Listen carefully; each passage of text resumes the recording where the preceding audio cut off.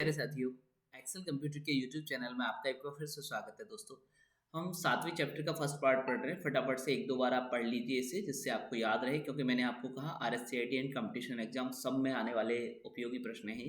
निम्नलिखित में से कौन सा वाईफाई सुरक्षा प्रोटोकॉल सबसे ज़्यादा सुरक्षित है? सबसे ज़्यादा सुरक्षित वाईफाई सुरक्षा प्रोटोकॉल पूछा गया है। तो WEP, WPA और WPA2, WPA3। तो सबसे ज़्यादा सुरक्षित है वो कौन सा है? WPA3। यहाँ पे सबसे ज़्यादा सुरक्षा प्रोटोकॉल है WPA3। ठीक है। नेक्स्ट दोबारा हम एक और अगला प्रश्न देखते हैं। कौन सा iOS फीचर उपयोगकर्ताओं को उपकरण के बीच निर्बाध रूप से स्विच करने और अपने कार्यों को जारी रखने की अनुमति देता है? तो कौन करता है इस काम को? Hand of, year drop, I cloud drop. तो कौन करता है इस काम को? आई क्लाउड ड्रॉप राइट आंसर है आपका। ब्लूटूथ शब्दावली में पेयरिंग कोड का उपयोग किसके लिए किया जाता है? तो पेयरिंग कोड किसके लिए काम आता है? देखिए, कनेक्शन स्थापित करने के लिए। बिल्कुल सही है। पेयर बोलता है आपका, जब भी आप ब्लूटूथ स्पीकर वगैरह कनेक्ट करते हैं तो देखना वो पेयर बोलता है, जब कनेक्ट हो जाता है तब क्या कहता है? पेयर बोलता है। नेक्स्ट देखिए क्वेश्चन नंबर 4। एक हैंड हेल्ड डिवाइस के रूप में फिटनेस ट्रैकर का प्राथमिक कार्य क्या है? देखिए, जब फिटनेस को ही ट्रैक कर रहा है तो कार्य क्या होगा? Gaming, navigation, health and activity monitoring. बिल्कुल सही राइट आंसर है आपका, बिल्कुल सही आंसर है। वाईफाई के मानक को परिभाषित करने के लिए कौन सा संगठन जिम्मेदार है? IEEE। तो देखिए ये क्या है? एक institute of electrical and electronic engineers है। मतलब इसमें दुनिया के बहुत सारे इंजीनियर्स जुड़े हुए हैं। बहुत बड़ा संगठन है, जो तकनीकी संगठन है एक तरीके का। इसमें इंजीनियरिंग, इलेक्ट्रॉनिक, इलेक्ट्रिक्स, कंप्यूटर, इन सब की सिक्योरिटी के काम में इनमें बहुत वाईफाई में इसका कार्य करते हैं ये लोग।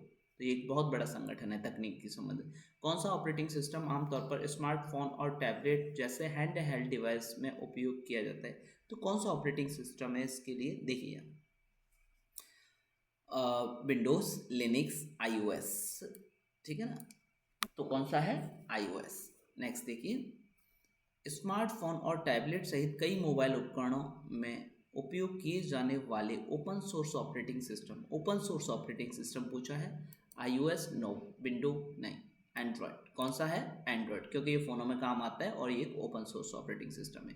किस Bluetooth version power efficient communication के लिए लो एनर्जी फीचर पेश किया जाता है? तो कौन से ब्लूटूथ वर्जन में लो फीचर किया जाता है? तो देखिए ये कौन से में? ब्लूटूथ 0 में, ब्लूटूथ 3.0 में और ब्लूटूथ 4.0 में और ब्लूटूथ 5 में। तो इसका राइट आंसर है ब्लूटूथ 4.0 में। किस में पाया जाता है? ब्लूटूथ 4.0 में। निम्नलिखित में से कौन सा हैंड हेल्ड डिवाइस का उदाहरण है? तो हैंड हेल्ड डिवाइस का उदाहरण कौन सा है? Desktop, laptop, smartphone. कौन है? Smartphone. Next, hand free profile में ब्लूटूथ का प्राथमिक उपयोग क्या है? हैंड फ्री प्रोफाइल में ब्लूटूथ का प्राथमिक उपयोग पूछा है, क्या है? देखिए, profile file sharing, audio streaming. क्या है? ऑडियो स्ट्रीमिंग राइट आंसर है आपका। वाईफाई का विस्तारित रूप क्या होगा? वाईफाई का विस्तारित रूप क्या है? शायद एक पिछले भी प्रश्न में मैंने आपको बताया है, ये आपको याद कर लेना है। Wireless Fidelity. अतिरिक्त गैर जीपीएस डेटा स्रोतों का उपयोग करके जीपीएस सिग्नल्स को परिष्कृत करने की प्रक्रिया को कहा जाता है? GPS enhancement, GPS augmentation, GPS correction और जीपीएस ऑप्टिमाइजेशन। तो यहाँ राइट आंसर है आपका जीपीएस करेक्शन। ठीक है ना? नेक्स्ट, एक सामान्य वाईफाई नेटवर्क की रेंज कितनी होती है? तो सामान्य वाईफाई नेटवर्क की रेंज रहती है 50 मीटर। बाद बाकी औरों के अलग अलग विशेषता के ऊपर डिपेंड करता है। ब्लूटूथ में एक्सेस विधि, ब्लूटूथ में जो एक्सेस विधि है वो कौन सी है? तो ब्लूटूथ में एक्सेस विधि है TDD और DTMA। मतलब टाइम डिवीज़न मल्टीपल एक्सेस। एक टाइम में वो अलग से फ्रीक्वेंसी को चेंज करके और मल्टीपल एक्सेस प्रदान कर सकता है। ब्लूटूथ स्पेशल इंटरनेट ग्रुप का उद्देश्य क्या है? ब्लूटूथ स्पेशल इंटरनेट ग्रुप का उद्देश्य है दोस्तों, देखिए, ब्लूटूथ सॉफ्टवेयर का विकास करना, ब्लूटूथ तकनीकी को बढ़ावा देना और स्टैंडर्ड को बनाए रखना। राइट आंसर है बी। नेक्स्ट है, ब्लूटूथ 5.0 की अधिकतम डेटा हस्तांतरण दर क्या है? देखिए, उससे पहले था 4.0 जिसकी डेटा हस्तांतरण दर थी 1 Mbps, लेकिन वर्तमान में आया 5.0 जो कि लगभग डबल हो गया उसका, तो 2 Mbps इसका राइट आंसर है। नेक्स्ट देखिए, जीपीएस सिस्टम के किस सेगमेंट और ग्राउंड आधारित नियंत्रण स्टेशन होते हैं जो सैटेलाइट का प्रबंधन करते हैं और उनके संकेतों की निगरानी करते हैं? GPS space segment, GPS control segment. कौन है? GPS control segment. कौन वाईफाई उपकरणों को पुश बटन या पिन विधि का उपयोग करके पासवर्ड डाले बिना कनेक्ट करने की अनुमति देती है? तो कनेक्ट करने की अनुमति पासवर्ड डाले बिना कौन देता है? यहाँ देखते हैं, और WPS। तो कौन देता है? WPS, ठीक है।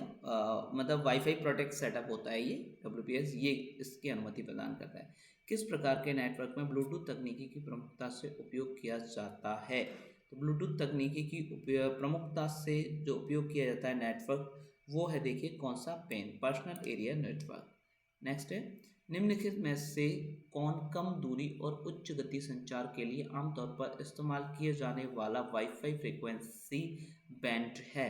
तो वाईफाई फ्रिक्वेंसी बैंड कौन सा है? यहाँ देखिए 900 MHz, 2.4 GHz, गीगा हर्ट्स होता है GHz, ठीक है ना, ये मेगा हर्ट्स है।